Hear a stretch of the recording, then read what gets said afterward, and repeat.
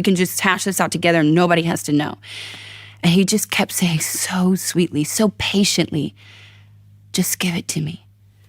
And I had this image in my mind. It was something that I used to do where I would imagine myself hugging Jesus. And I remember having this image in my mind of something being in between me and him to where I couldn't hug him all the way. God was showing me that that's what sin was doing in my life, is that sin was coming in between me and Jesus. And I wasn't able to interact with him in the way that I wanted to because I was consciously allowing this thing to stay in between me and him. And man, that broke me because I realized I don't want anything between me and you. And I want to have this relationship with you. I want to have this intimacy with you. So I've got to let this go. I've got to let this go. And so on my lunch break, only had 30 minutes, but I sobbed my guts out and I repented to God. And this time it was different.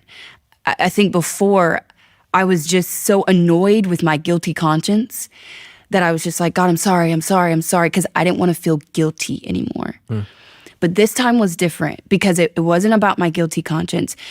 It was about, I want Jesus, and whatever it takes. If they kick me out of the church, I don't care. Whatever it takes, I want Jesus.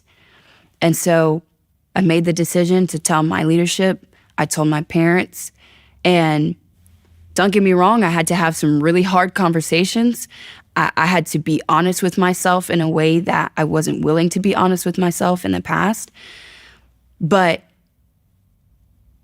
I was free. And there was something about that realization of the enemy doesn't have that hook in me anymore. And there were so many times where I would lead worship and I'd get off the stage and the enemy would be like, yeah, but they don't know about that. And if they found out about that, they would completely change their mind about you. And it was like that voice was gone. And the joy that came with knowing that I didn't have to put up with that torment anymore, I mean, it was incredible. I physically felt lighter. And so I'm in this process, right?